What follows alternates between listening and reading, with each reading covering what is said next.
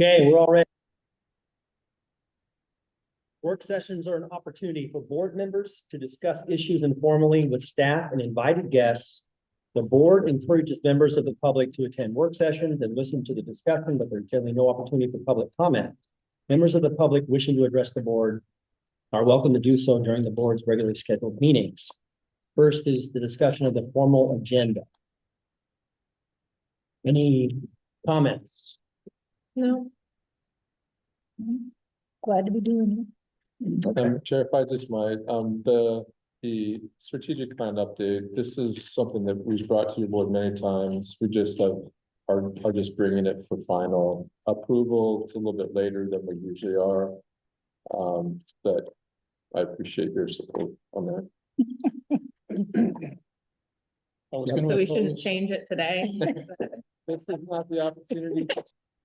We'll be cycling back soon enough, and you can do the 24, 25, or 25, 26 version, so. You snatch your involved. Yeah, looking at the rolling agenda here, do we have any questions on any of these upcoming scheduled meetings, any agenda items? Fairly full work sessions coming up. So our work session times coming up, I think they're gonna be okay for this next school year. For mornings. What time do we usually get done? We On the try to schedule. get done around between 11:15 and 11:30. Obviously, sometimes they get done quicker. There's been those odd times where we went for a couple hours, but we'll try to keep it shorter. Is it possible to push it to 10:30 and go till noon? Is that something? It's completely up to the board, so. I don't have a problem with that. Whatever makes you happy. Well, if we're gonna go that far, no, I'm kidding. Somebody in your life should say this. That's right, right. I'm perfectly fine moving it to 10:30. 10:30, I mean, It's fine for staff, so. okay, Yeah. Equally inappropriate or. So, September. Yeah, if that works. yeah, so we'll just have one more that we'll do at 10:15, Okay. and then starting in September, we'll go to 10:30. 10:30 until 3:30, you said? No. There would be mutiny of me, More than but merrier. yeah, till noon, if that works. That's Sure. fine. Thank you. Yeah, pardon, and the other thing is, we're gonna have this commissioner exchange, and I haven't said I'd reach out, I haven't, there's other things, I will soon. But hoping that you'll be able to be available, I'll get out a tentative schedule, and if you have time to meet with the visiting commissioners, it's cool. Mhm. On When are we talking, what month are we talking? October, the end of October. 21, Monday to 21, 22, 23. On the 23rd, I reached out to Denise Loffman. Commissioner Webb made what I thought was an excellent suggestion, which is Crest should do a tour. And I thought, oh, what better time to do a tour than when we have visitors coming. I mean, there's also Hayek Marine, there's some press Sure. to talk. I mean, there's a lot going on, but to the extent we can welcome them and help them understand what our challenges are Yeah. and what our assets are, then they can support us. And that was good. So you're thinking it's that week, 21st, 22nd, 23rd? 21, 22, Okay. 23. I've talked to them and I've got a place for them to stay Okay. and they're available. There's a AOC meeting on the 21st, so Commissioner Chang says he'll be in later. Okay. I think you should throw them over and just kind of do it, but whatever, we'll get it started. So I'm gonna take them in my district, I'm gonna take them in the district John and I share, then up to Warrenton, Astoria, and then over Astoria, Napa. So they can get the whole range, and we'll just pack in as much as possible. Yeah, Oh, sounds good. so I don't know. You have kind of an itinerary. Yeah, kind of an itinerary. That's not on this one, but that's Good. always dangerous territory. No, that sounds good. Good plan. Do we have anything else on the list there that we want to talk about? Anything upcoming? One Commissioner Toya? thing that, potentially add or discuss further with the board and the staff, especially as the, FEMA buyout with its, 2025, I mean, the timeframe is very short. And I think that gives us a very narrow window. So I think hopefully we could push things forward and have more discussion about what are our options. We'll get that ball rolling tonight. Yeah, we're gonna Yeah. start that conversation tonight, I so. want Get to that see like ball rolling. plan more to include items such as litigation. Because talking some ways that might be the only way to forestall some of these programs that are gonna hit us when nobody's ready. Right, So- and I think Just we're want gonna to see if we can talk, add more options to the plate. talk strategy a little bit tonight. Yeah, Gail was, I went to the meeting yesterday, and they're perfectly nice people, but what they're proposing isn't workable. That's the only problem. And we have reached out to that group, that coalition that your board agreed to join, and so we're going through the application process now. So, and I know that's where some of the litigation conversations will be taking place. Yeah. So, Mr. Banks? Next summer. So the Oregon Ag Teachers Association, Agricultural Teachers Association, it's an acronym. I am never good with acronyms. They selected Astoria to be their location for their yearly training. So Astoria High School it's the first time since the 1970s that they've chosen our region to kind of come to and tour, And so it's just Yeah, right. a moment or a time to maybe strategically think about, is there anything that we could help highlight in our community? I know she's reaching out to, Tess Hamby, or Paul is reaching out to, Working Watersheds and other entities within our community, but it would be nice to be able to make this hey, this is Clatsop County and we're cool, and we hope you guys come back.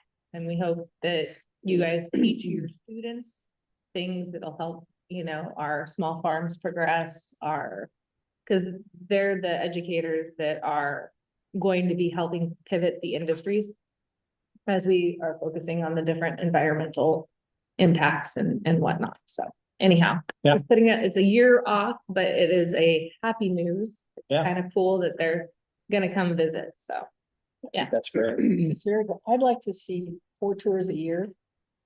We've got our forestry tour. I'd like to see us with a fisheries tour, because we've had those sometime. I'd like to see a tourism tour. And I'd like to see an environmental kind of tour. So all 4 aspects, if we regularly built on the successful model we have with forestry, it would keep that momentum and that public education and public involvement and Yeah. broader. Yeah, I think there's no substitute to seeing it firsthand, the experience, so I think it's definitely. I think one other thing, I don't know, if it goes, the TLT, if we could, another agenda item could be possibly getting in members from like Hotel and Restaurant Association, actual members to help us in that discussion. I've had some great talks with, local members, and, any adjustment to the TLT equals legal action. We're gonna be in, litigation. But I think if we had, talks within our own community, there might be some other options that would be available to us, that would be a different pathway if we did it in cooperation with those involved, those members, instead of just, us as a governing body, but have the actual elected members, together at a meeting, and then we can say what really works, what are we going to, what's the number one concern of these funds? What are we lacking? Rural law, fire, those are the, probably the 2 hot topics. And if they see it in a different light, I think we can come to a better understanding of what would work for everyone. Yeah. If I could include in that, if you're willing, the being good neighbors, because there's a lot of consternation that's based on, these are the bad neighbors. We have equal opportunity bad neighbors and equal opportunity good neighbors, but to the extent that the industry supports educating and monitoring and holding compliant their own facilities in this being a good neighbor thing, that, I think assuages some of the concerns. And it's not legal, it doesn't cost money, it's just human beings interacting well together.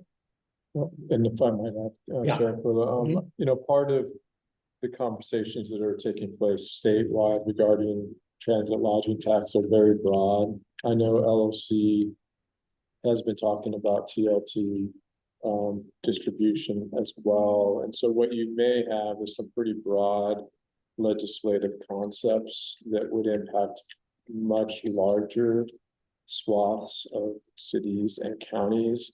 At the end of the day, ours is obviously much more narrow. You know, 4 out of 36 counties, we think need the flexibility. And so it'll be interesting to see, because even the governor has been, you know, supporting new revenue generation concepts, and one of them has been for increases in transit lodging tax of the state portion for things like wildlife. And so, so there's a lot, I mean, a lot of folks are glomming on to the transit lodging tax as a potential source. You know, I think the one thing that at least Clatsop County's been focusing on is a very narrow problem set and a very narrow solution. And not collecting any more money. Yeah. Just redistributing what we're already collecting. As I've said, we're not interested in increasing the tax. We just want to spend it on the true impacts of tourism, so. But- Yeah, I think it's good to have a But- broad but- discussion. But we have a strategy to reach out to the local, you know, businesses and to have conversations, and if there is a better way, then, I mean, obviously, we're totally open. It's just right now, the service level impacts and the service impacts are already striking, and they're only going to get more striking as time passes, so. I agree. I think we need to have a broader discussion, bring more people into, onto, I mean, to the table. And I know their executive director of the Astoria and Washington Chamber of Commerce is here too, and always has good insight on a lot of these, more broad, complex issues. So, yeah, I think that's good. And here's the thing that I've been doing in my, because, you know, different people talk to different ones of us, that overnight residency heads on beds is down to 2017 levels in STR. And I understand we may get a report on hotel motel, but the STR component is another one of it. And if people have less money, they'll want to come here to recreate day tripping, which has a lot of extra impact and no extra revenue. So how do we cope with that? I don't know if that's quite, yeah. Well, I mean, you know, I think that there's just, you know, you can get into the larger revenue discussion so quick with these things, and there is no perfect nexus. And, you know, and again, I think the county, and I certainly what I heard from the board is everybody's open to whatever concept will really help us deal with this issue. But as local revenues, you know, constrict, the reality is that what's really driving some of our service levels is the fact that we grow exponentially as a community. And folks are using the 911 system, they're having law enforcement show up, they're going through our court system, they're unfortunately having accidents along Highway 30, 26, 101. Rural fire agencies are the ones showing up. And talk about agencies that don't have the wherewithal to deal with this additional demand. It's the rural fire agencies. And so, you know, so those, and those aren't going to get better, you know, because I don't see the number of visitors truly decreasing here. Metro areas are growing, where they recreate is pretty close. And so, you know, it's just an issue. We may not get final resolution to it this legislative session. We may not get it, but I just think it's something that we're going to have to continually talk about, because if you look at all of the different challenges that are converging on rural coastal communities,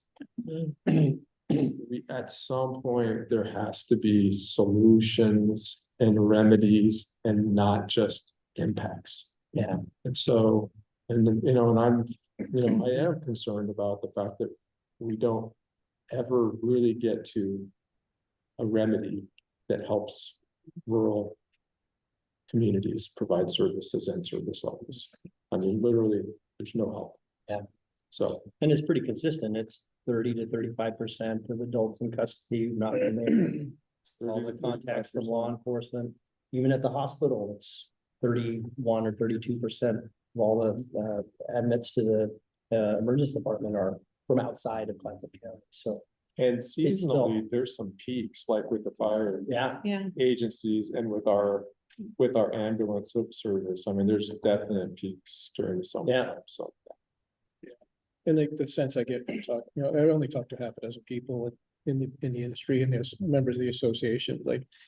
They would rather see a 1% increase to the county. Than any touching of the current structure of TLT distribution. Just because in the past, you know. How the monies have been handled. You know, one person's view is that, oh, this, a park here would be wonderful for tourism. Well, that's not really it. You know, we need law, we need fire, we need infrastructure to support what the impact of the tourism is, and that's something that that industry would support. So I think, you know, having those additional people here at the table would kind of reinforce, you know, what is important and what these monies go for. Mhm. That it's not, a you know, it's not gonna be decided offhand by someone else that we need a, Yeah. you know, altruistic project. Yeah. We have true needs. this is true bread and butter. And I will say that, you know, if the county's unable to realize any kind of redistribution methodology, then I mean, we don't have that many options, and one of them is just to increase it, but it would be more than a cent. Yeah. And so, you know, that's the issue. I mean, there's a somewhat irony is that we're trying not to increase taxes, but yeah. could we investigate, kind of the last ditch, I think. If we don't get traction at legislation, you know, during the legislative session, could we just do an analysis of actually how much money do we need to run rule law and our fire departments and whatnot, ambulance, and what would that equate to? Well, I mean, we can equate some of the service level degradation that does happen. It would be hard for us to like develop a budget for fire agencies because Right. they're all over the map. With the fire agencies, you know, my view has been, even if it's a county collection and it's a county discretionary allocation, what we learned just from the ARPA dollars is it doesn't take a lot to move the needle with the rural fire agencies. I mean, you know, a couple $100,000 that's allocated to the rural agencies is everything. Mhm. Because again, they're just like us. We have a property tax focused local government finance system. Yeah. And so we're only collecting off of that. It's not sufficient to provide the service and service levels of a community that is oftentimes 3 times that. And so the fire agencies are in the same boat, and their fire rates are all low because historically they were providing rural fire response. Mhm. Now they're providing complicated rescues, you know, Mhm. jaws of life kinds of things, and that's just a very different thing for these agencies, so. And I just want a point of clarification on my perspective, because I'm not, wanting to remotely look at, property taxes increasing. That is a no. That this would be something, you know, like you mentioned, that it would be a tourism type tax. Not a And- law, and- not a, And just to put the boards. yeah, Staff has. solid been- sideboards. Alarm anybody. No, I don't want to alarm anybody. Staff has not been Yeah. looking at property text. Yeah. Yeah. Because This is all good stuff for a discussion, I think, when Yeah. we talk about it, we should put it up, Yeah. as a discussion item soon and. And then Ledge bring, days, are we Huh? gonna do ledge days before we leave the general discussion? Because the legislature's gonna have ledge days pretty soon. We haven't been doing that. And in the upcoming session, I think it would behoove us to have regular weekly contacts with our legislative delegation. is it September, mid-September, September You fifteenth, know, I can't even remember. something like that, like a month from now.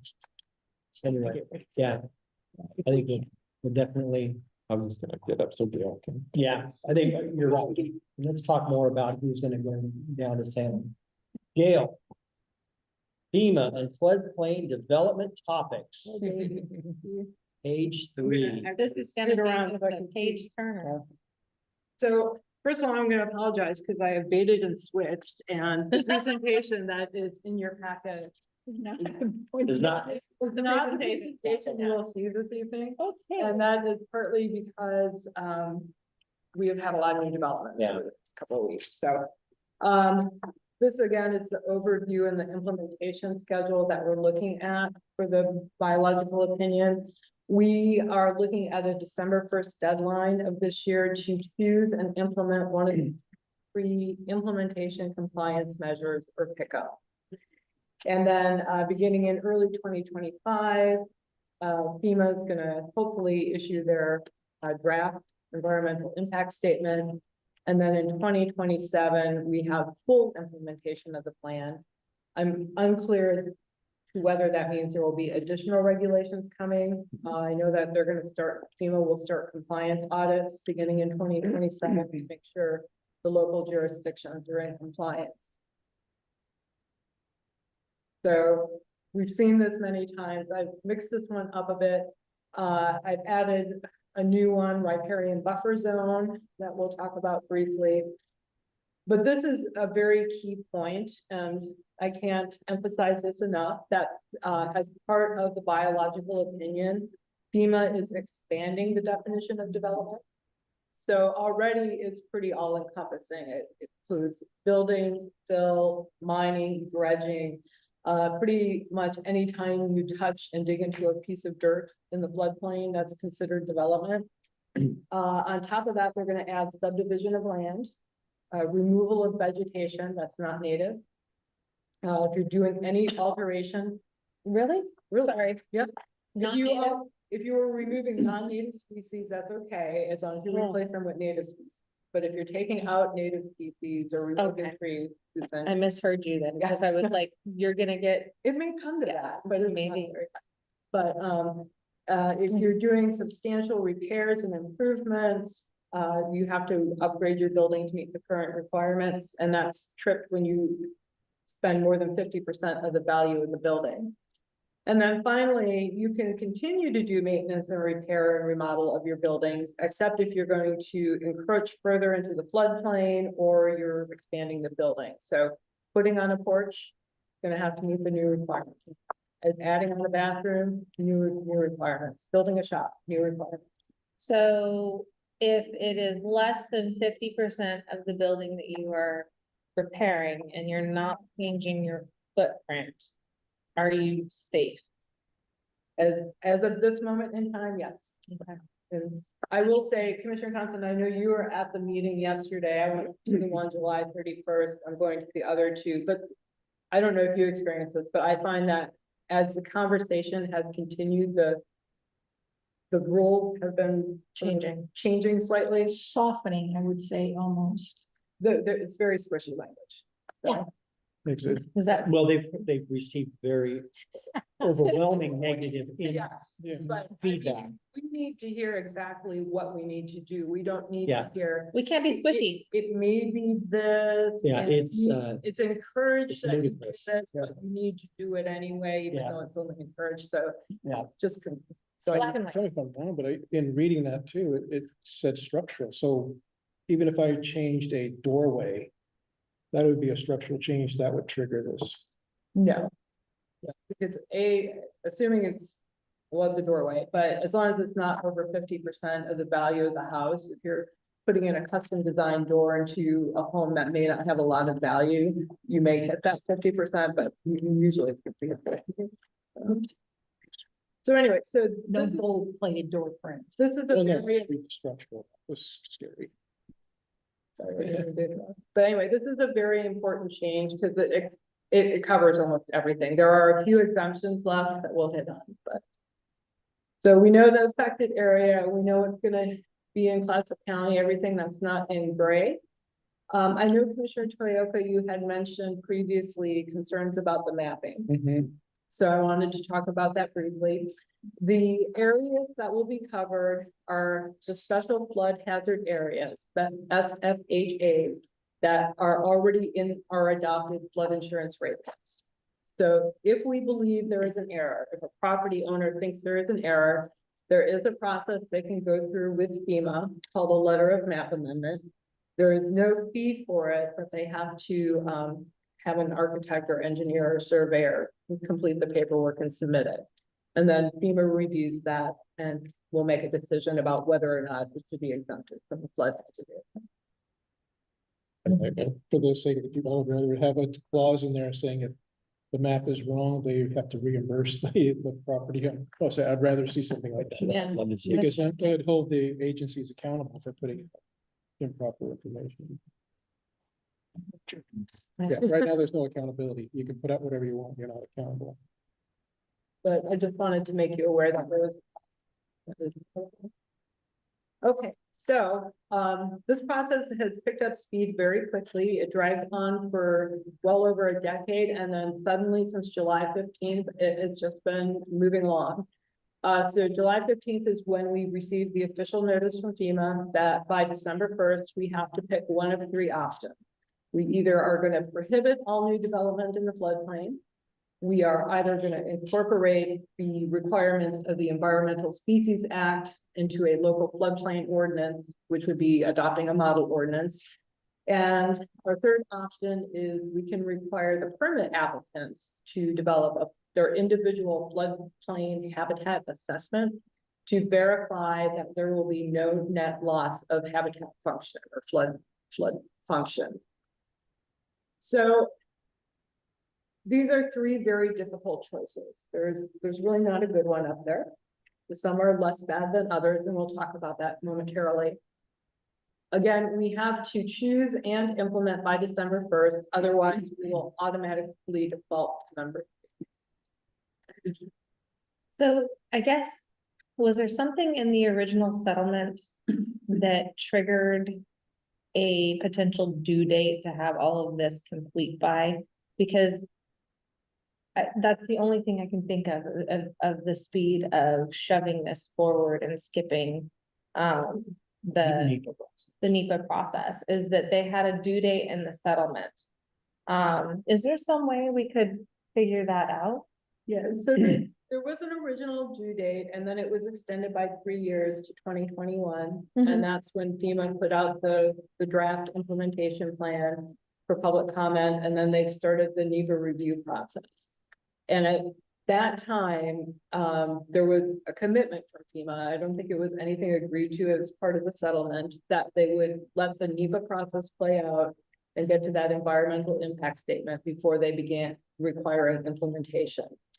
What we're hearing from the coalition in Tillamook is that there was some litigation filed last year in 2023 that basically was challenging FEMA for not moving quick enough. And that this is possibly a reaction to that lawsuit. So Just trying to figure out the why, because if it ever comes to us in litigation, that's probably the information part of the information that we need. Well, if the litigation is a option. Yeah. Are there triggers to change timelines because of pending litigation? that's, I don't know the answer to that. Well, and if I could, during the meeting yesterday, several people said, well, hey, look, as long as you don't even have this up on your website yet, and you said you would, and you're delayed, you can't control that, will that move it forward? Because always, it's extended on this end, but this boundary, this drop dead hasn't moved yet, and there was no commitment to change the drop dead date. And there probably won't be, because yesterday they released the habitat guide, and today at 2:28 PM, they released the model ordinance. So, anyway, so we have to pick one of the three options. No matter which one we pick, it's gonna require an amendment to our code, and that's gonna be a minimum 2 to 3 month process. We will have to send Measure 56 notices to all affected property owners because we are potentially restricting what they can do with their properties. And we estimate, based on our last mailing in 2022, that will cost about approximately $4,500. Is there a way that we can word this and say it's all the federal government's fault and it's not our fault? Don't, like, let's wordsmith this. But if we're looking at a 3-month process and we have we have to implement this December 1st, then we have to start that by the middle of this month. Is that accurate? That is very accurate, because we will start by having a 35-day notice to DLCD before the first public hearing. We could, if we file within the next week, we can make a public hearing on October 8th with the planning commission. We could do October 23rd with your board for the first hearing, and then your meeting in November for the second hearing. And meet the December 1 deadline. And adopt by emergency and have it effective immediately. And that's the only way we can really comply with these mandates. Or we just default until we finish the process to requiring the habitat system. Yeah, from my standpoint, I reject all of this. Yeah. And there's no way that I would sit here and try to make a decision on what path we're gonna go forward. I know that you have a difficult job, Kale, because as community development director, you need to do what, Something. you know, you're asked to do this, but I know that other counties are looking at this and saying, no, we're not gonna do this. And FEMA, if I understand those discussions with the coalition, so FEMA doesn't really necessarily have the authority to do this. They have said, you can tell FEMA no. And that's an option. And I know that the rest of the country is not going to be put into this Region 10, the same type of timeline. They're going to be able to do what they need to do to develop in Florida and Texas and all this other stuff. It's always Region 10, Northwest, that is the guinea pig and is the one that's always going to have to adopt these things first under pressure. We're gonna railroad it through, and then we're gonna try to get other people to comply. And I just think that we need to go the way of the coalition. I think that's a lawsuit. I think that's some way to fight back on this, because I can't tell my constituent that this is what they've got to do, because the maps in Warrenton show that the whole city is going to be undevelopable. You're not gonna be doing anything anymore. And I shared with you that mapping that they did back in 2010, 2011. And at that time, FEMA came to us and said, you know what, we didn't map the levees, where the without levees, but we're going to do it differently now. Now we're going to model it as though those levees exist. We're going to go through this extra step. We should have done it before, they did none of that. So now we're stuck with the same exact mapping that they did back in 2010.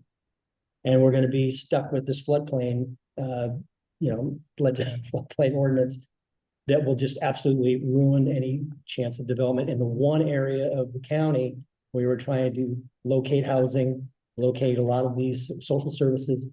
And that's just, I mean, infrastructure needs that it's just not acceptable. And there's no way that in good conscience I can go forward with this at all. In any form. I think we need to look to the coalition. So you sparked something when you said doesn't have the authority to force us to do this.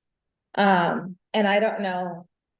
I have had so many different conversations with so many different people, but isn't there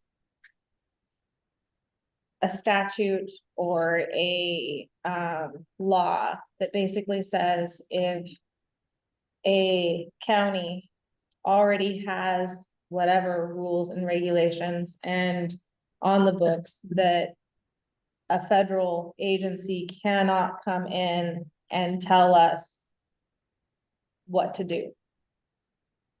A legal principle?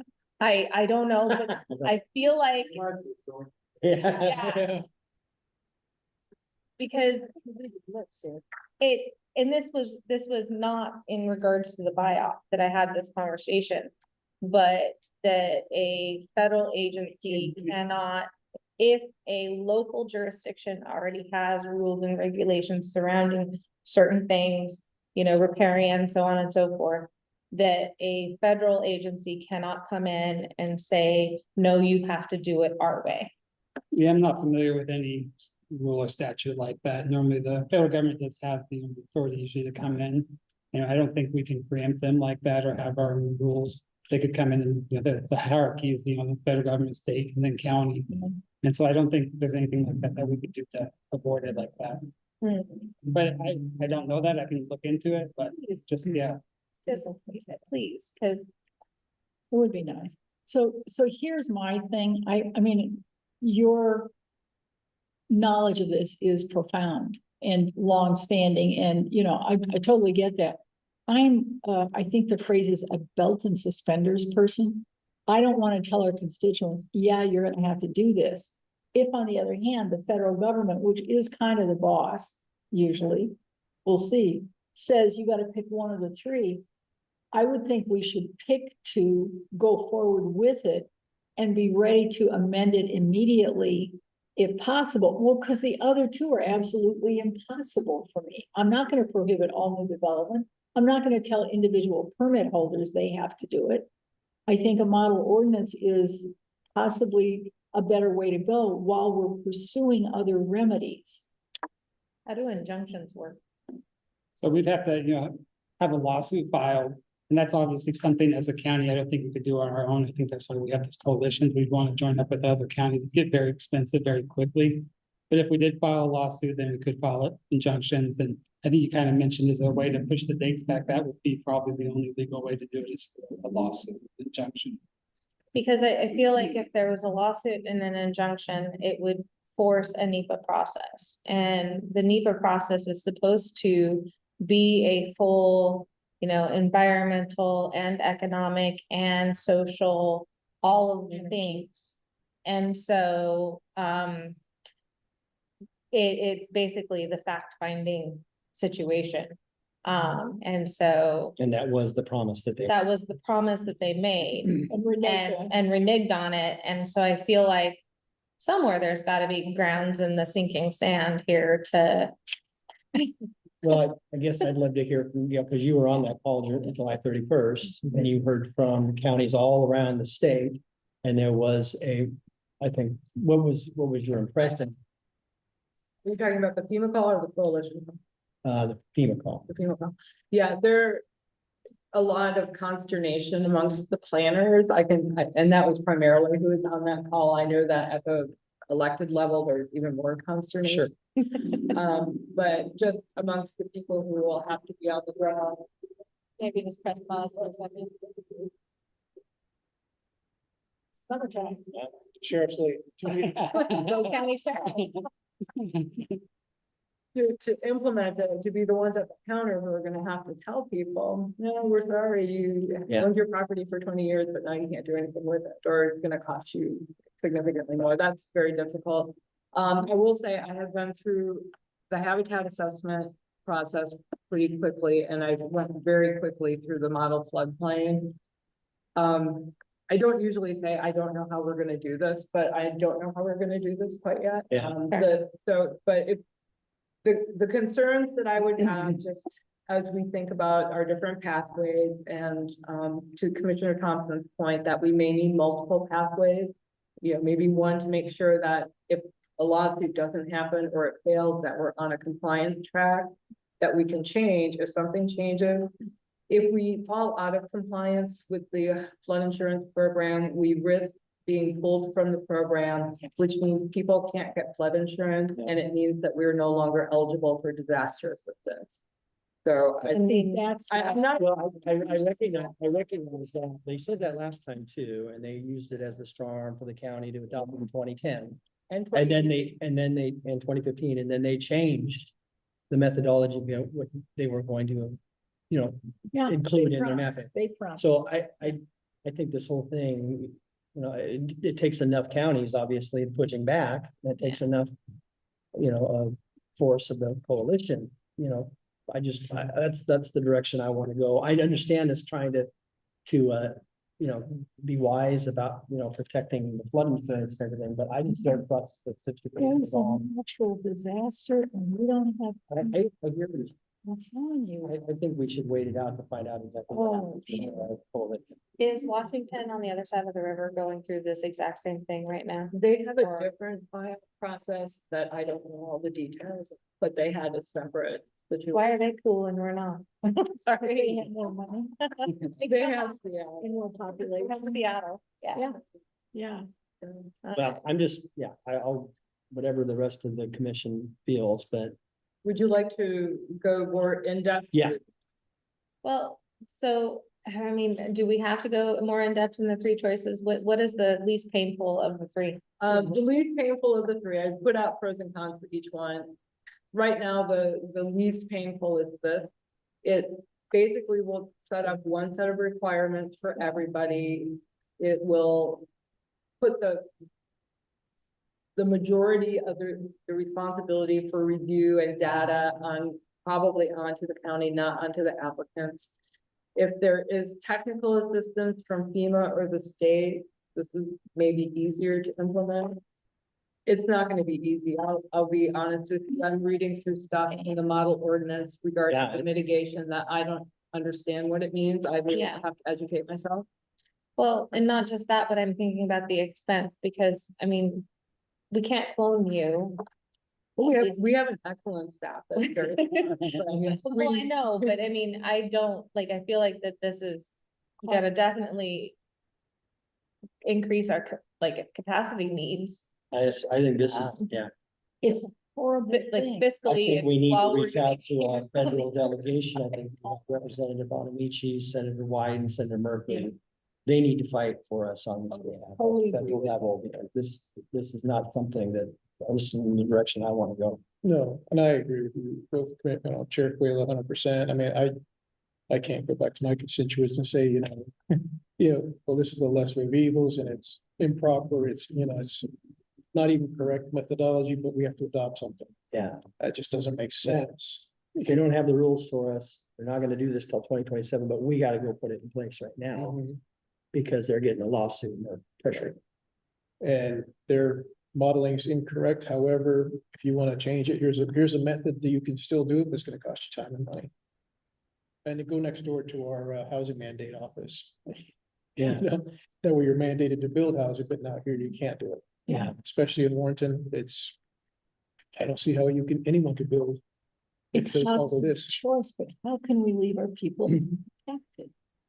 If we don't have coverage in a catastrophic event, that for me is the number one consideration.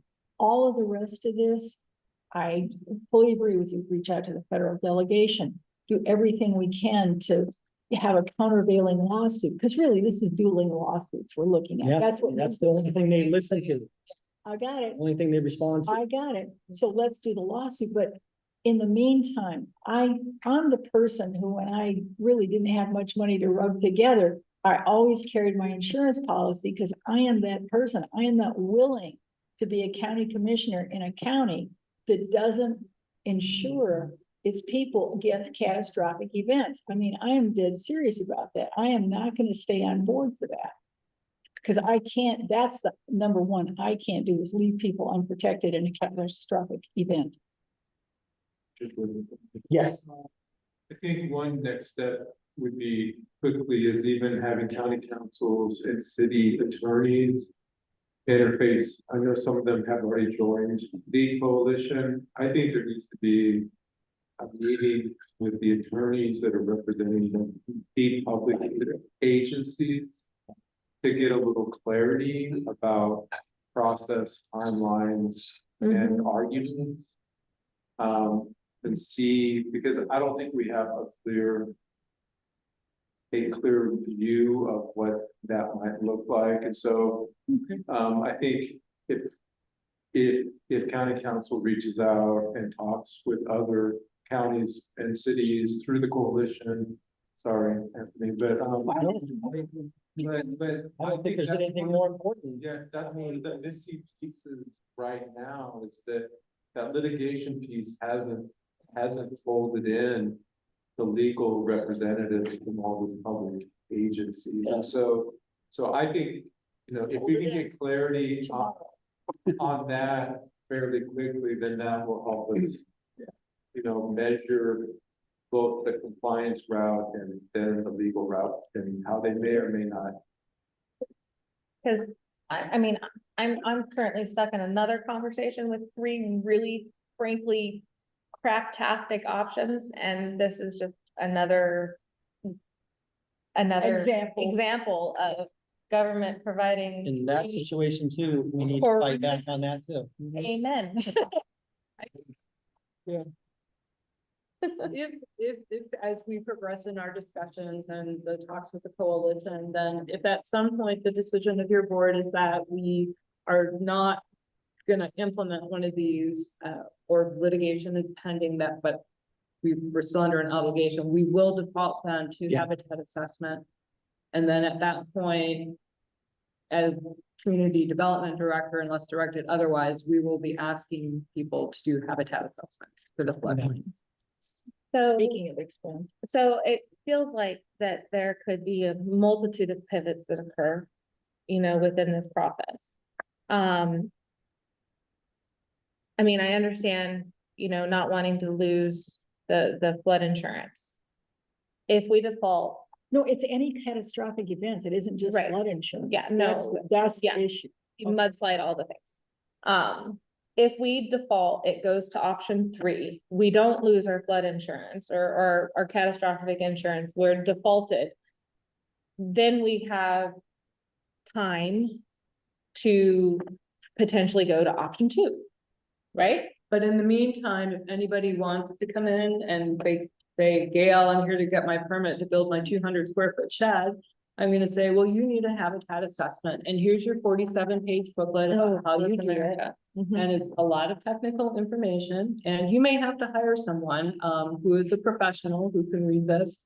And by the way, there's 200+ jurisdictions in the state that are also looking for these professionals, so good luck. It's the I same think thing that reject happened this with timeline the 100%. We just got a model ordinance today, right? Or yesterday. You just got the model ordinance. 228 this afternoon. So now we're trying to make a decision about what decision, you know, how we're gonna go when you just received it today. And in order to meet a timeline that they set for December 1st, this is insanity. Mhm. I mean, I would love to know what our next coalition meeting is. So we can all this.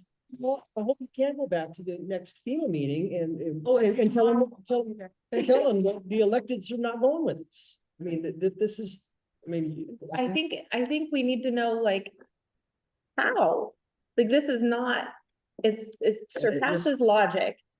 To pivot Not a Yeah. tiny government, I mean, we're tiny, I'm so sorry, we're tiny, a tiny government in 3 months. So John Graves said yesterday, when someone raised that issue, pardon me, this is what I heard, correct me if I err. He said, well, some jurisdictions are able to do it. Yeah, because they don't have any floodplain. I got Yeah. it, I get it. Yeah, no floodplain. They live in the mountains. Well,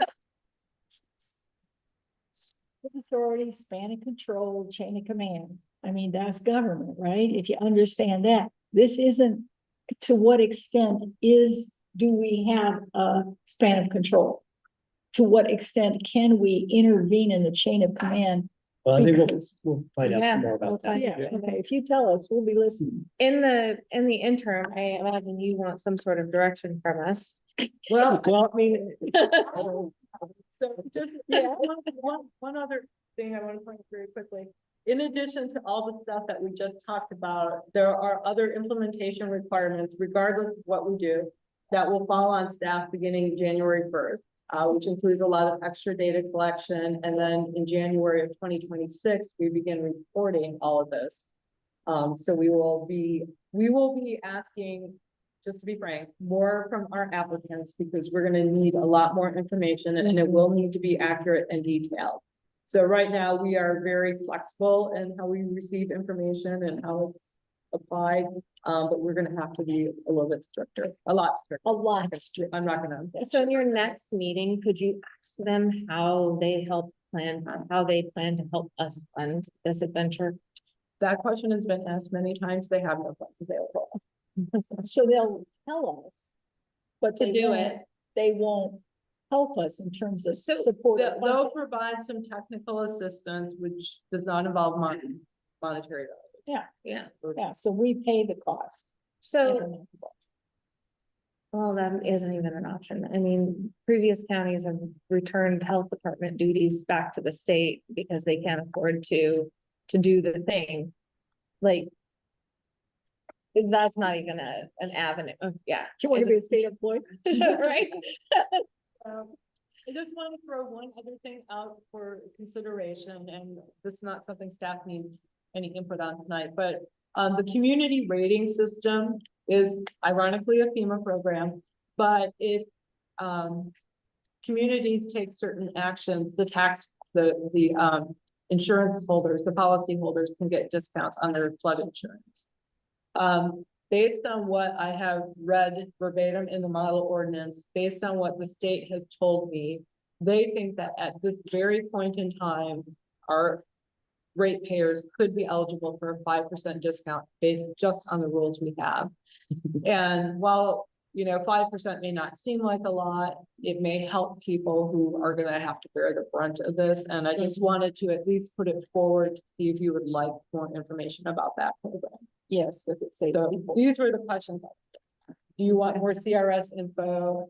Do we want to look at raising permit fees? And which one of the three options would you like to choose? Yeah. The only problem with that is like, if you look at the new mapping and we want to buy personal flood insurance and warranty, it's so unaffordable with Yeah. that current mapping that 5% is nothing. So our reductions would be only for unincorporated policyholders. If Warrenton wants to do CRS, they can take additional steps and you can get up to like a 45% discount on flood insurance if you really want to go all over it. I used to buy flood insurance because again, belt and suspenders kind of person. And then they raised the cost significant. It was, like $120 a year. Then it went up to 200. And then it started going into the thousands. Oh, well, that's when I stopped because I looked at the maps and said, it's not worth the risk. But for people who are in them. No, I understand. Your argument, I understand, what position we're in. Yeah. I philosophically can't go along with this, and I just feel like we need to figure out some other options and see, let's see if we can gather a little more information legally and the coalition and find out where other counties are at as well. What's our deadline for making a choice if we want to move forward? Yesterday, The ultimate deadline is if we do not adopt something by July 1st or 31st, 2025, then we will be completely out of compliance. So at some point, something will have to happen. Either litigation changes the course of this, or we end up having to pick an option. But we can't just say we're never going to do anything. So, because then there will be consequences after July of 20. I like to be prepared. But I also don't want to choose between the options. I feel like B is if we went a direction, I feel like B is the only palatable of the crappy options.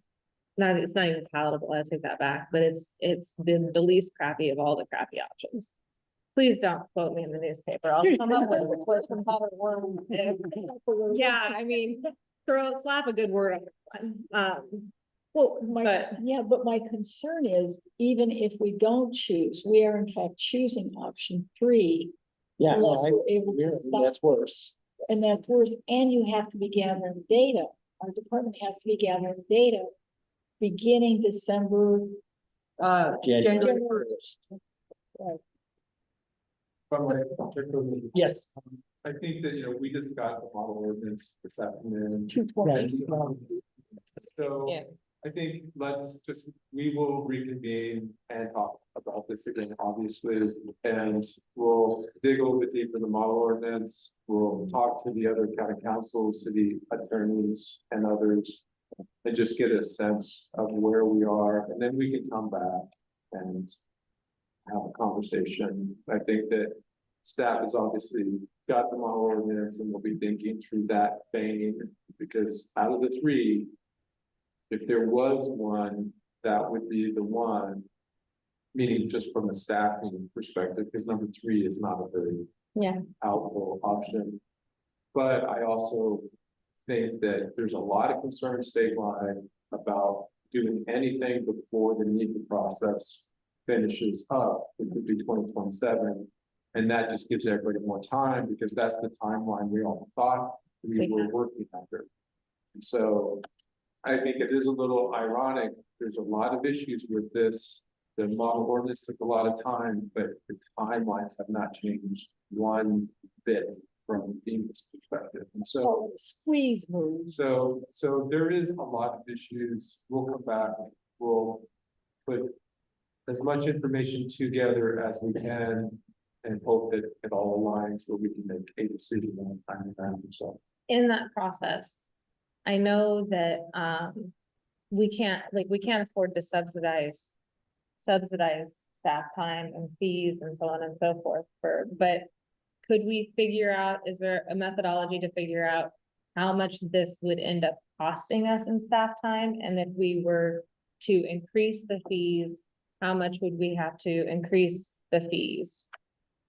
In order to account for the additional staff or staff time? I think once we get a little more clarity on what the options are, I think we can Okay, do that.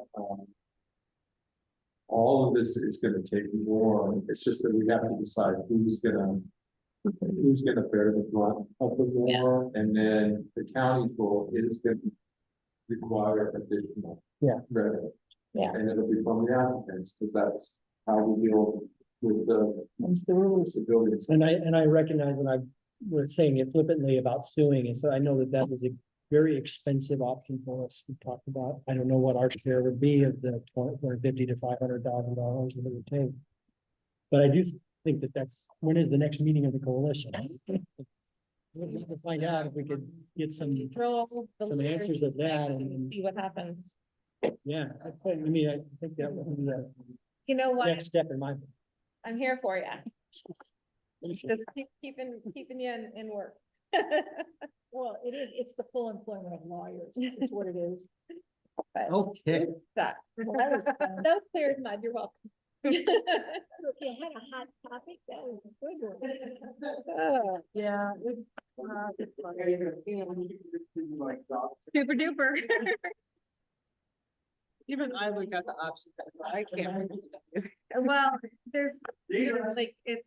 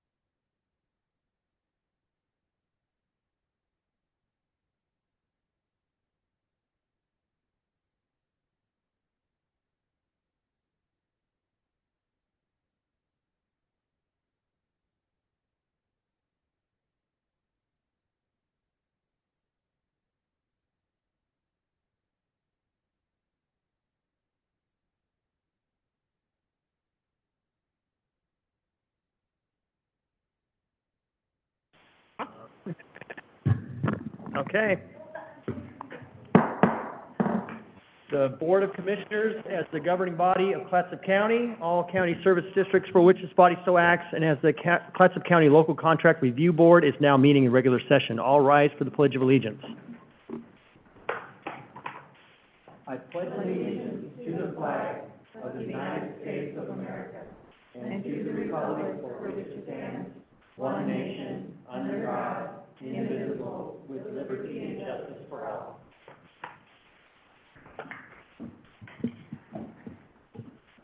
Okay, Clerk of the Board, can we have the roll call? Chair Quila, Here. Vice Chair Banks, Here. Commissioner Toyoka, Here. Commissioner Webb, Commissioner Webb is excused this evening. Commissioner Thompson. I'm here. Thank you, Teresa. And we had an opportunity to review the agenda and our work session. We have a motion. Move to approve the agenda. Moved and seconded to approve the agenda as presented. All those in favor signify with an aye. Aye. Aye. All those opposed?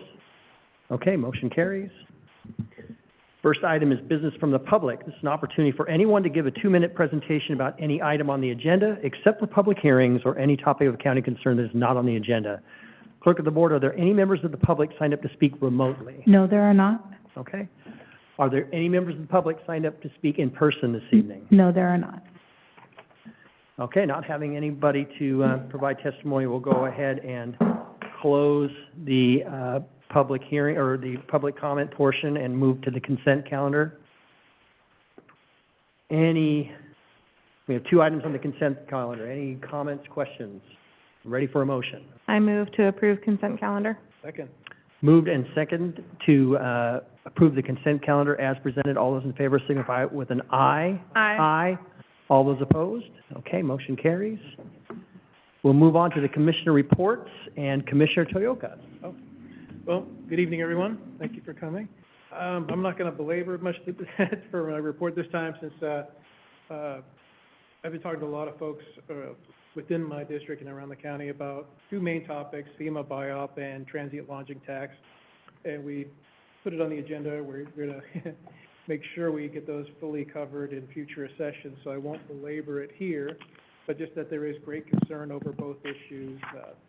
The FEMA BIOP, the biggest frustration is we have a housing mandate, yet they're putting up a huge roadblock, so we can't provide housing.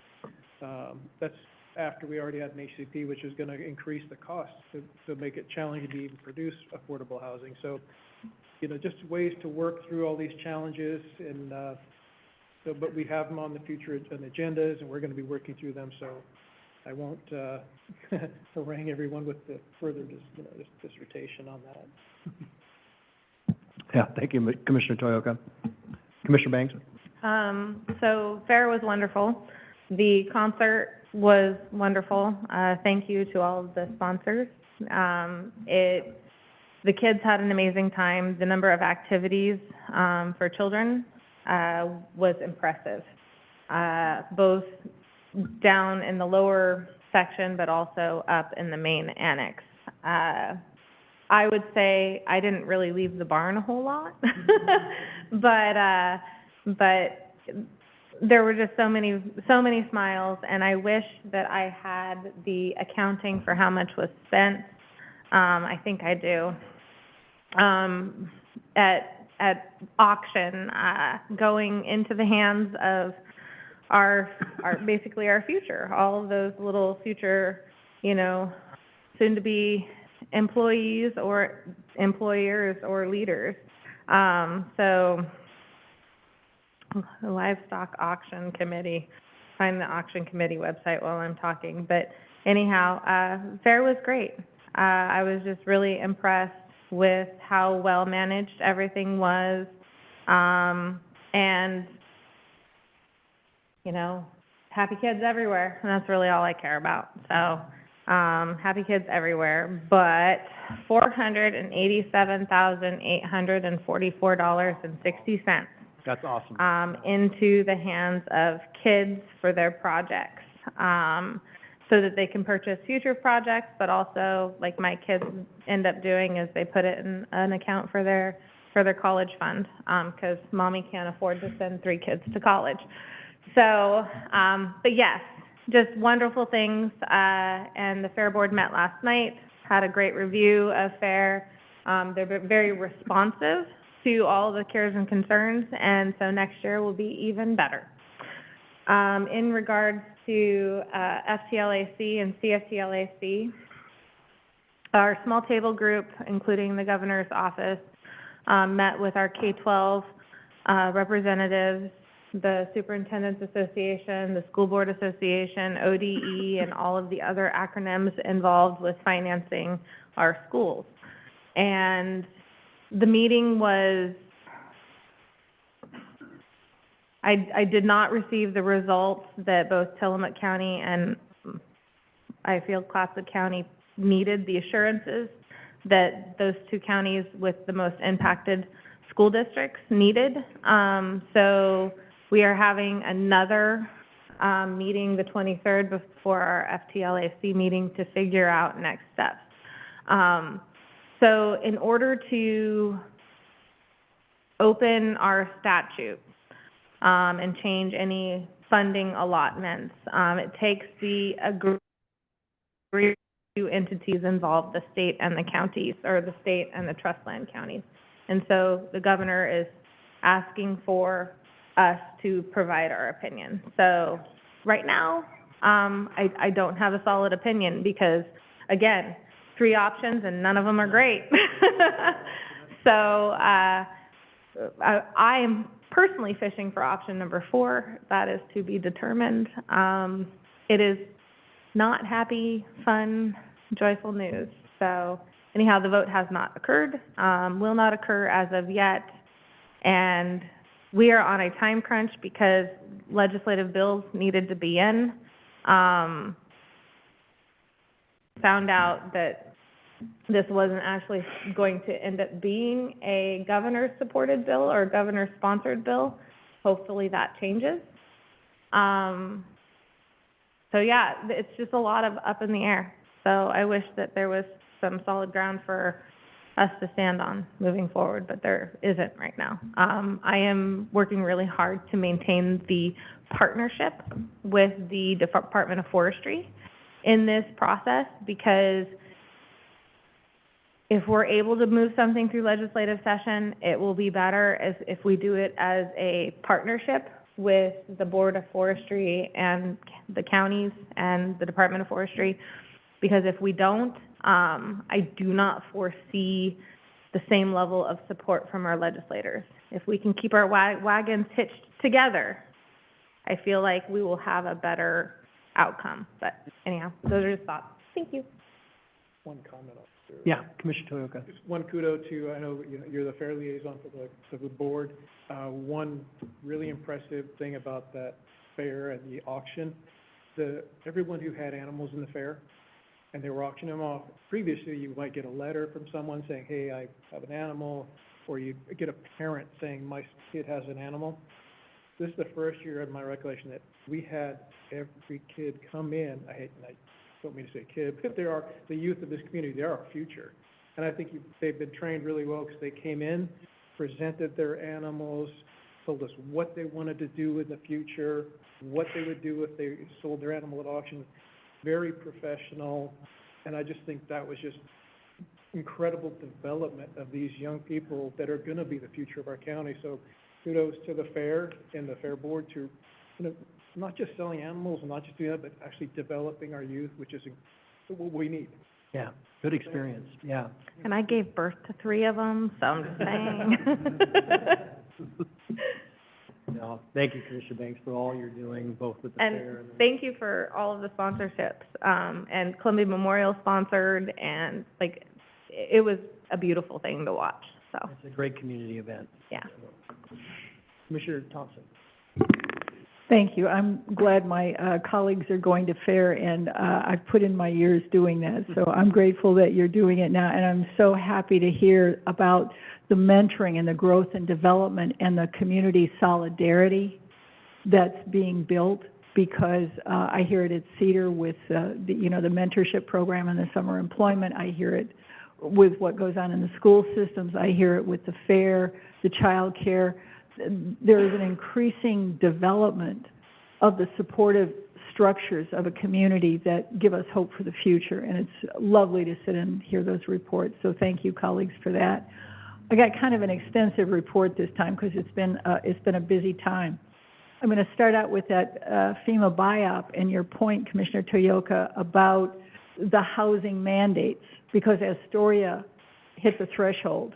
There will be housing mandates. There will be monitoring. There will be enforcement actions taken. So when I sit on the dais with my colleagues from all over Oregon as the coastal commissioner, I raise the issue, a couple of issues I've mentioned, to shift the DEI conversation to a broader and more immediately linked and inclusive one of place, race, and class.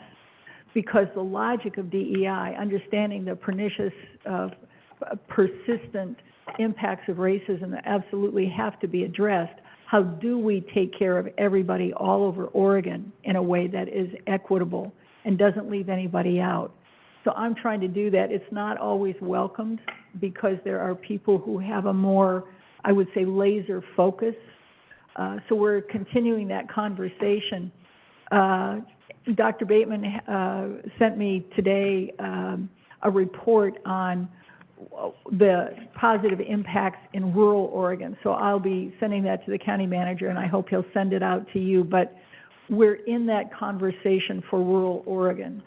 When I'm part of the Jurisdictional Transfer Advisory Committee, that JTAC, that looks at transferring ownership and responsibility of bits of state highway to local jurisdictions. Again, I'm there to talk about rural Oregon and how do we make sure that we get an equitable distribution of the money. It's a conversation. We're talking $80 million, and that's a $30 million project and then a $50 million project. And when one of the committee members said, oh yeah, and it's really a $150 million project. Okay, this is when I start to choke. This is when we have to talk about rural equity and how do we adequately fund a system that focuses on what needs to be addressed all over Oregon for everybody. So I'm continuing to do that for you and whining to my friends because it's really hard work. Thank you for supporting me as I do that. I want to talk more about ODOT because the Northwest Area Committee on Transportation is our regional body, and I'm still chair of that, have been a member for all the time I've been a county commissioner, which is pushing 10 years now. We went to the Area 2 meeting as the Northwest Act. They said, okay, Leanne, we want you to be our delegate. Oh, okay, sure. So then we went to what we call the Super Act. I was the delegate. Roger Nyquist from Lynn County agreed to be the second. You may already know that. What we were looking at was how to recommend the distribution of $47 million of money for marine, rail, and ports. We couldn't bring home the money for Pier 2 in Astoria. I pushed it, it wasn't going to happen. So I said, okay, I'll give it up for the good of the whole, and I want it at the top of the cut list. So if any projects fall off because they can't be implemented, we've got a chance to move it up immediately. Otherwise, the port has a chance to rewrite it and partialize it, maybe a couple of different projects that have a better chance at funding because it was too big an ask. They couldn't swallow it. Nevertheless, we're at the table as Clatsop County talking about the needs of rural Oregon in ways that build a knowledge base and a relationship and a shared purpose with communities all over Oregon. So that's what that's about. Now I'm going to start pulling stuff out. I don't know, does anybody else get Oregon by the numbers? It's, I'll pass it down to you. Ford Family Foundation puts it out. It's data county by county all over Oregon. and it's a great, document to have. They'll do it, for you electronic people, they'll do it, electronically, but it's also in print. Here's, Housing Oregon 2024 Conference and Awards, in case somebody wants to look at more housing. I brought, to you the agenda, for the Northwest Act, because I want you to share my experience. So take a look at that. We meet in the morning as Colpack and NOEA, and then in the afternoon as Northwest Act. We move the meetings around the four-county area because it's Columbia, Clatsop, Tillamook, and Western Washington County. So we have commissioners from all those counties and representatives from all those counties. The reason Colpack matters, the reason the act matters, is because it's incumbent on us to do more economic development, and the transportation system is an integral, essential part of that. So that's why I'm taking us to those tables, so that we are at the table and not on the menu, as the saying goes. All right. We had a big talk on the no on 118, that ballot measure. Sarah Absher also talked about the FEMA BIOP. So these regional entities are getting involved. There's more that we can do as an individual county. County manager, did you get the emails to say do all these things, or do I have to forward that to you? You didn't. Okay, I'll send it to you. The other thing that happened, Kathy Klezik came and talked about the Transportation and Growth Management Program, because she's a local Seaside person who's very, she works for the LCD now. She's got a bunch of stuff. She's a longtime member of Northwest Act, and one of our community representatives there, looking for how to get us at the table and get some of the funding so that we can develop more robust transportation systems that will support our economic development. So I've got some stuff here about that too. If you want to dig into what we did at what we call the Super Act, are these cute little signs, right? If you're for it, thumbs up, right? You put up your little green sign. If you kind of like it, but you have considerations, you put up your yield sign. And if you just can't go for it at all, you put up your stop sign. It's kind of hokey, but it's a way to add lightness. Yeah, see, you're supposed to have fun. This is too important. This is life and death, okay? We can't take this seriously. We have to have a sense of humor about it. You might want to use this. You know, we might want to use this. Anything that you want to see about this, we've got grants for more money. I got all the spreadsheets. I mean, because look, I'm not going to be here forever, and somebody sometime is going to have to take this over. So I want some institutional knowledge so that Clatsop County continues to have an effective voice. More stuff. Gail, next meeting. Next meeting. Herding the cats. Okay. Hold it up. Yeah. Well, and at the Department of Land Conservation and Development, there are 3 new commissioners, relatively new. I'm less than a year. Commissioner Ellen Porter is a Roseburg City Councilor, but now we have former Baker County Commissioner Mark Bennett, who's a planner, former planner, and is on the wildfire councils. So we have 3 of the 7 members who are or have been elected officials, which is, I'm hoping, going to be critical mass, because sometimes, with great respect for planners and for the department, sometimes there is more, I would say, a focus on the abstract ideological aspects of issues and not whose work pays for it. From whose pocket does the money come to do this? What is the burden at the counter? So we're trying to bring all of those aspects up into awareness and discussion. Results to be determined. One of the things that we're looking at when we're thinking about how to be equitable is the role of women. And there was this article in the Oregonian, women are America's working class now. This may not be news to you, but it was nice to see it in an article. There's more, short-term rentals. I wanna thank the planning department, because I get letters, when my neighbors are operating short-term rentals. So the system is working. If I have an issue, I've been notified, because I'm in 100 feet. And so when someone says it's working, believe me, it's working, and I'm grateful for that. The Association of Oregon Counties, the Local Government Advisory Committee, I think I've told you, we meet with the director of DHS and OHA or her designee, and we talk about implementation of healthcare issues and housing issues and all of that. So I don't know, Chair Quila is going to talk about the Hoxie opening Sure, yeah. that we went to yesterday.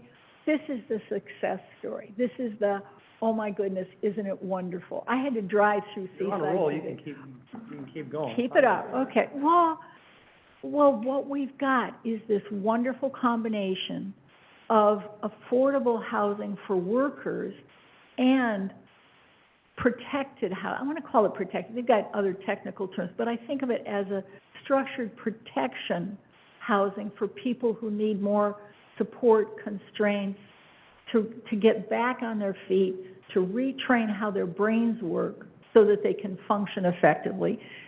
And it was a wonderful community gathering. We had folks from all over. This is a big deal. I'm sure you'll read about it in the paper, all the papers, because it's great. And we're hoping it continues. But, as Mayor Wright said, yeah, we want to have more housing, but we have the FEMA buy-up, and we have the FEMA flood maps, and we've got the habitat conservation plan. So we have increased difficulty with decreased revenue. That's not usually a recipe for success.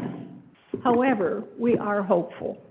Okay, and I also have, I have the agenda from DLCD where the chair suggested that the best option for the vice chair had to be the other BIPOC person from Portland. And when I talked about distributing the leadership all over Oregon, that point of view did not prevail. And as usual, when I'm going to lose in a discussion, I try and make my point, but in a way that is respectful and maintains the relationship. So what I said was, I will withhold my reservations, but it's a big ask. So we're going to be having some more challenging conversations going forward about how to balance and harmonize and still maintain commitments for social justice, which I absolutely want to honor. And I've got other material that I have from visiting Deschutes County. So, and we got the FEMA buy-up. It's in the paper. Anybody who wants to read can do that. So, in my neighborhood, I'm almost done. In my neighborhood, we are looking at Connex boxes, which are they're railway cars, right? Isn't that what they are? Shipping containers. Shipping containers. Thank you, railway cars. I'm really an expert on this stuff. Shipping containers. So what they do is hold emergency supplies.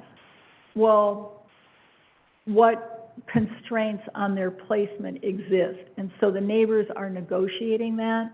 But you will remember we've heard a lot from very unhappy neighbors. I want to tell you that I think there has been a sea change. With the change in the leadership at the community club, we now have a sea change in the willingness and the capacity of my neighbors, my beloved neighbors, to engage more constructively with county government. So I'm delighted for that. And Terry's going to get what he needs so he can do Westport, right? Well, we're hopeful. We're hopeful. All right, that's my report. Thank you. Yeah, thank you, Commissioner Thompson. As Commissioner Thompson mentioned, both her and I and the county manager, assistant county manager, and the housing manager, Alyssa Gertler, I'm sure that others were there from the county as well. But yeah, it was a good turnout. Carroll, Oregon and Columbia Pacific CCO both kind of led the presentations, and Classic Behavioral Health and Amy Baker, I thought, had a really great message yesterday. It was very touching and moving.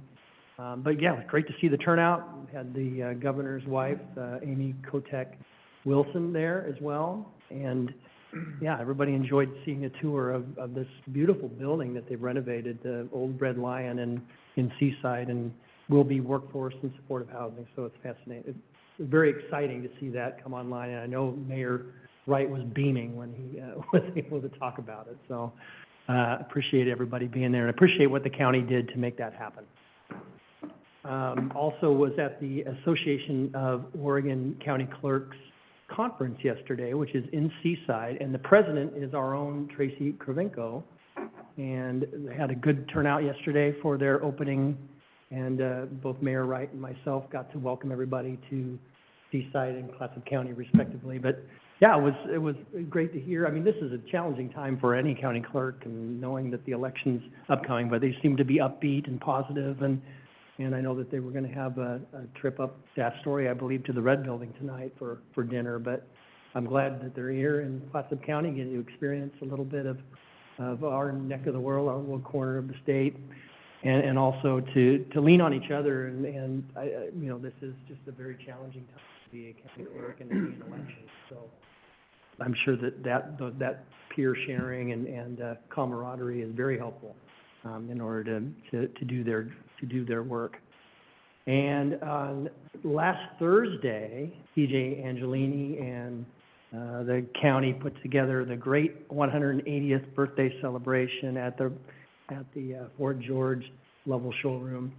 That was a lot of fun, hearing the stories from some of the folks that throughout the county. We had a lot of people from out Arch Cape that were there, and old timers from Astoria talking about how their relatives came from Scandinavia, and you know, why they came, what brought them to Clatsop County in the first place. And it was just fascinating. I really enjoyed it, and it was a good turnout and a lot of fun. So thanks to everybody that had involvement in putting that together.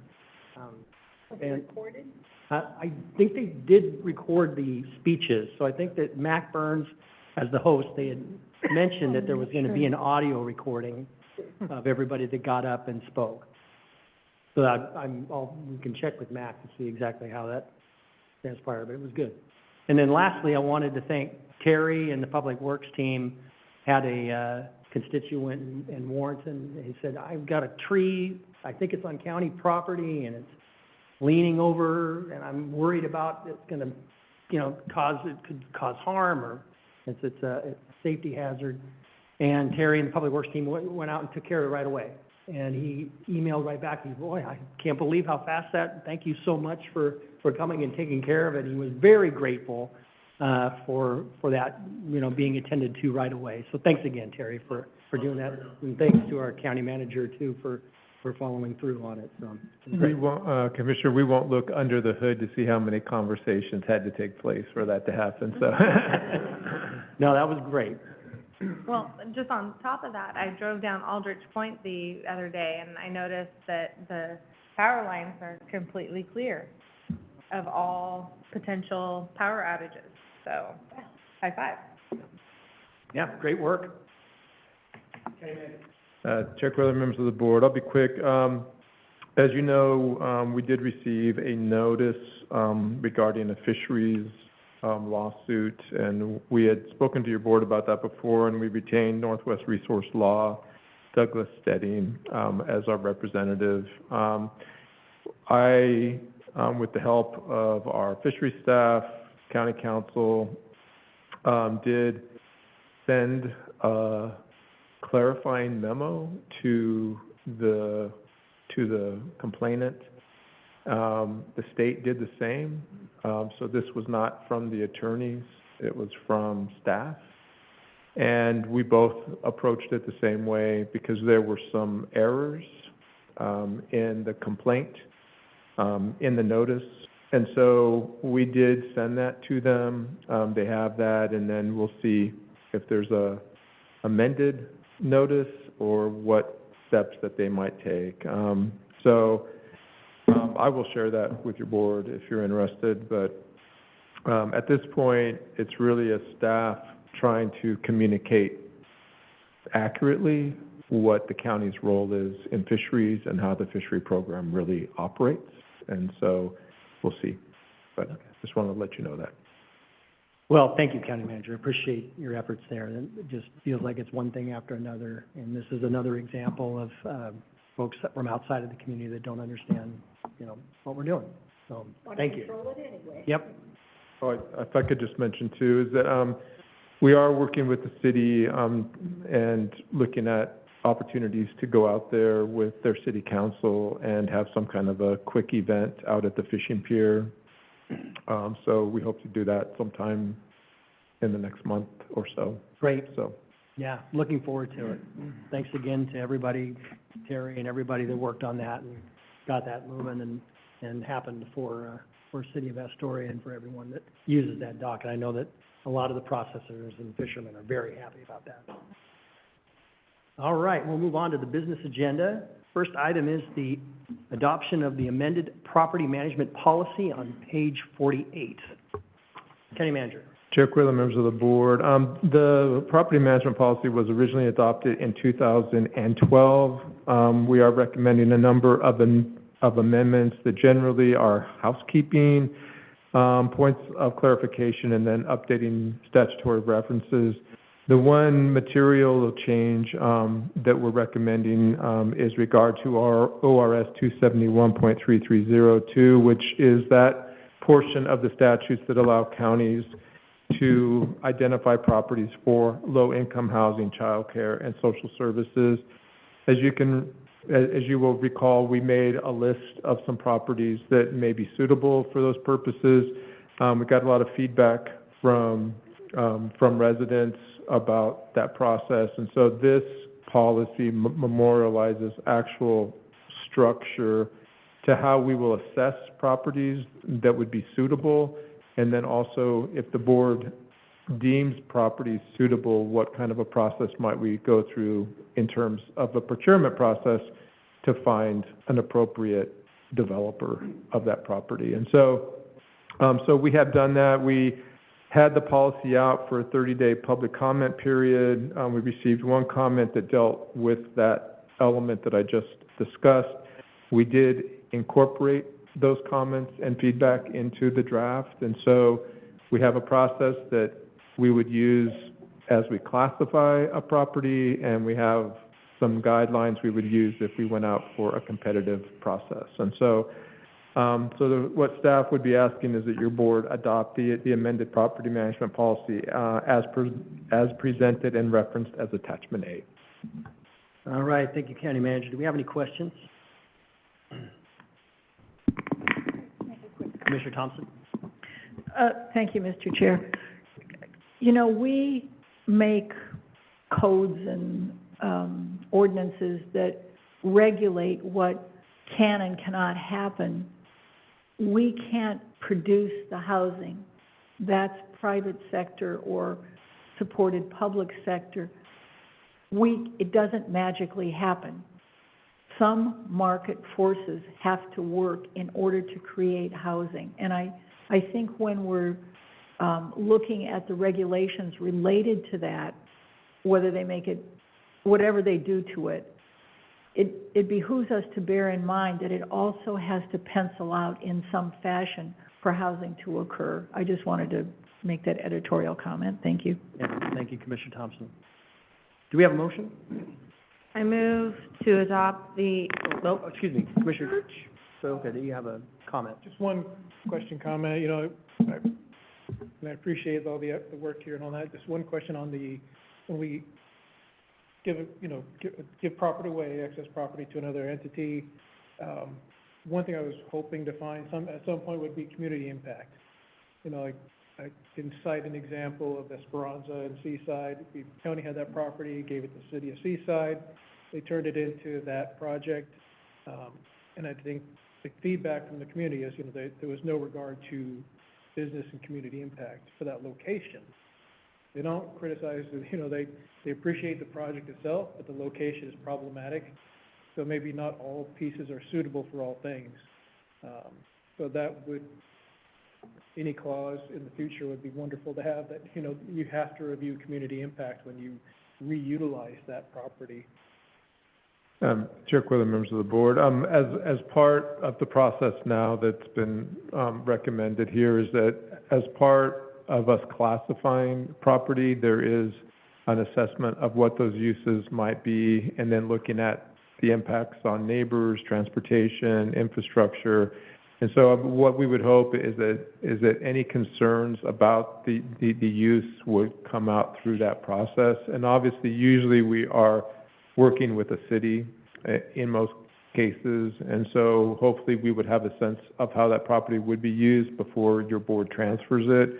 And there's a reversionary clause that would go with it so that it is used for that purpose. So we are trying to create as much transparency of that process as we can moving forward. Yeah, thank you, County Manager. Thank you, Commissioner Toyoka. Commissioner Thompson. Thank you.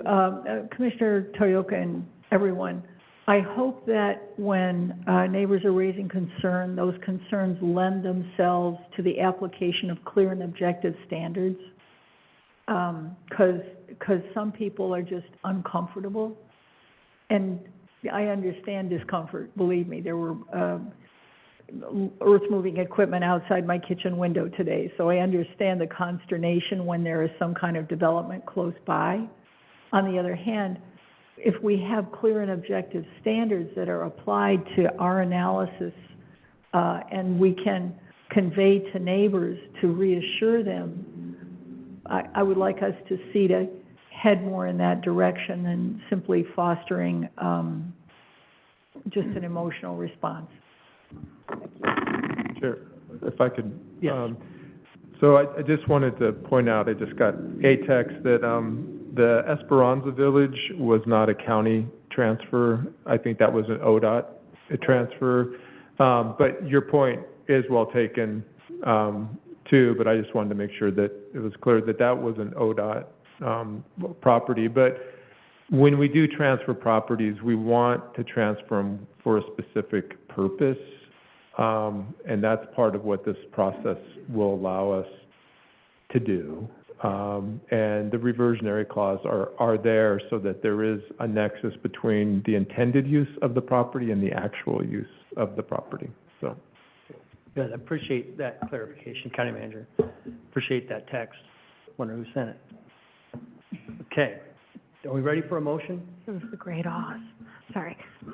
I move to adopt the amended property management policy as presented and referenced as attachment A. I'd second that motion. Moved and seconded to adopt the amended property management policy as presented and referenced as attachment A. All those in favor signify with an aye. Aye. All those opposed? Okay, motion carries. Next item is the Human Services Advisory Council membership recommendations on page 72, and Assistant County Manager Monica Steele. Thank you, Chair, Commissioners. So we came before your board at a work session last month to talk about the vacancies that are currently on the Human Services Advisory Council. There are a total of 7 vacancies. We received 10 applicants. 3 of those are requesting reappointments, and then there was recommendations for 4 appointments of Miranda Robinson, Linda Whitney, Amber Bowman, and Christine Bergethen. The reappointments recommended were Julia Weinberg, Linda Dugan-Winstanley, and Randy Anderson. These are all 3-year terms that would expire in February 28th of 2027. And so we are now asking for your board to make an appointment of these 7 vacancies. Thank you very much, Monica. And I did see Randy Anderson at the event yesterday for Hawk's Eye Apartments. Do we have any questions Just a comment. Commissioner Thompson? Mr. Chair, colleagues, staff, I want to express, I think, our appreciation for the people who serve in every capacity for Clatsop County. I want to appreciate the people who offer to serve.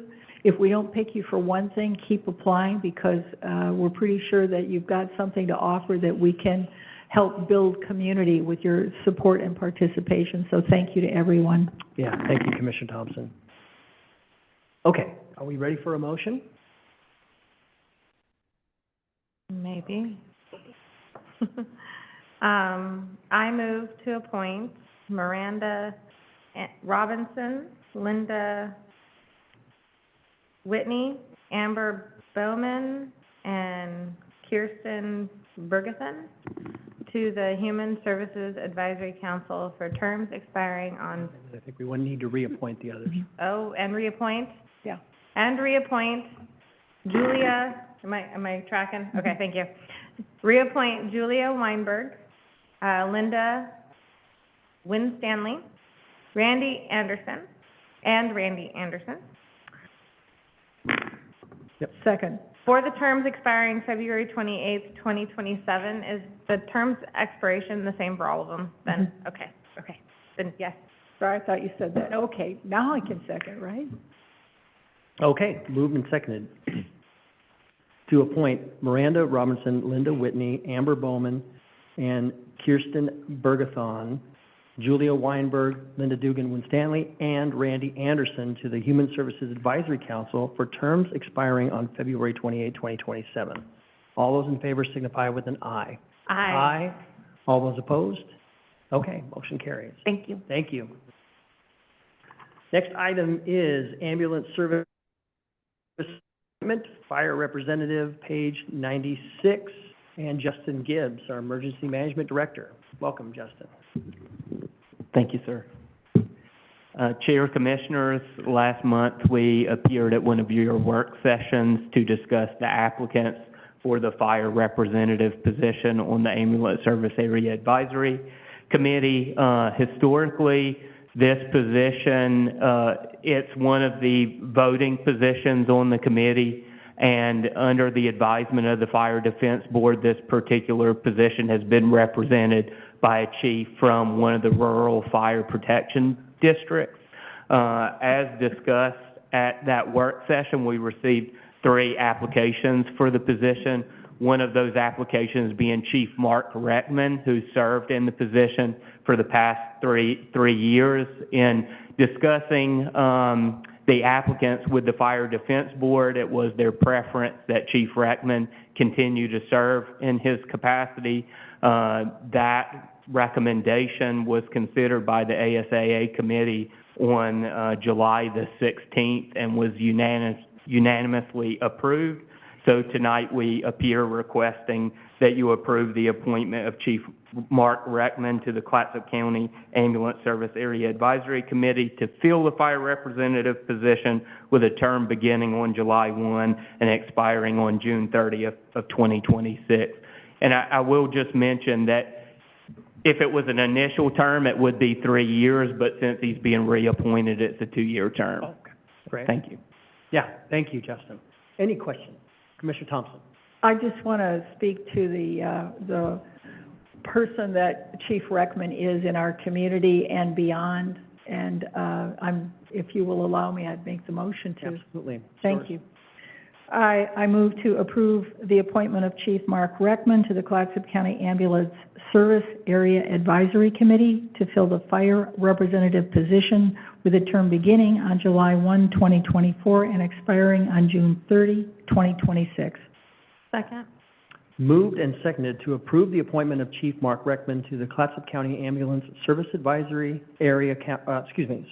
Area Advisory Committee to fill the fire representative position with a term beginning on July 1st, 2024 and expiring on June 30th, 2026. All those in favor signify with an aye. Aye. All those opposed? Okay, motion carries. Yeah. Thank you very much. Thank you very much. Have a wonderful evening. Thanks, you too. Next is the proposed annual update to the strategic plan, 2021, fiscal year 24-25 priorities, page 101. and Amanda Rapincheck, our government, what is it? Government person? No. Good evening, Chair Quaylen, members of the board. Amanda Rapinchuk, Management Policy Analyst. Very close. So this evening, I'm presenting the proposed annual update to the strategic plan.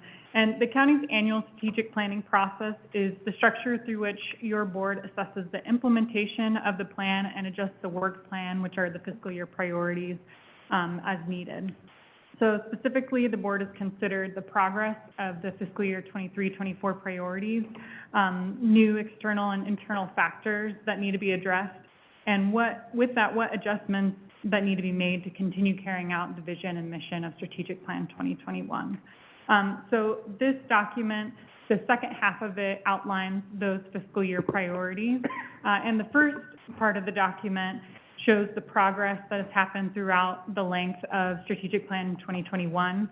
And while it lists out specific projects, I just want to highlight the range of work that has gone into these milestones and these achievements, which really speaks to your board coming at it from all different angles, which has included pursuing various funding opportunities, maximizing existing resources, collaborating with community partners and providing technical assistance, policy review and adopting amendments, analysis and planning, and legislative engagement. So you have been very busy. I'm going to go ahead and pass it off to County Manager if there was anything else that he wanted to highlight, and I'm happy to answer any questions. No, Chair Quaylen, members of the board, as we've been going through this process, since really we began in 2020, we had our first plan in 2021, and of course, COVID was part of the overarching challenge at the time. I find the conversations about goals, priorities, and then aligning those goals and priorities with the mobilization of the organization and our partnerships as really important. And so I appreciate your support as we have gone through this. There's always opportunities to tweak processes, but having a plan helps staff, it helps, I think, the board, I hope the board, and it's something that I hope we can make into a continual process for the county. And so just want to thank you for your support and know that we'll be starting this again for the next year soon enough. So thank you. Yeah, thank you, County Manager. And it is so important to be able to go out in the community and tell them what our priorities are. All of us can speak as one about the process and how we plan to go forward. So appreciate all the work that's been done to get us to this point, to update year after year, and it's been very beneficial. Any comments, questions? You ready for a motion? Commissioner Thompson? I would just say that it also helps us deal with unexpected challenges and prepares us to create and take advantage of opportunities. Yep, I agree. She said, hopefully. Okay, we ready?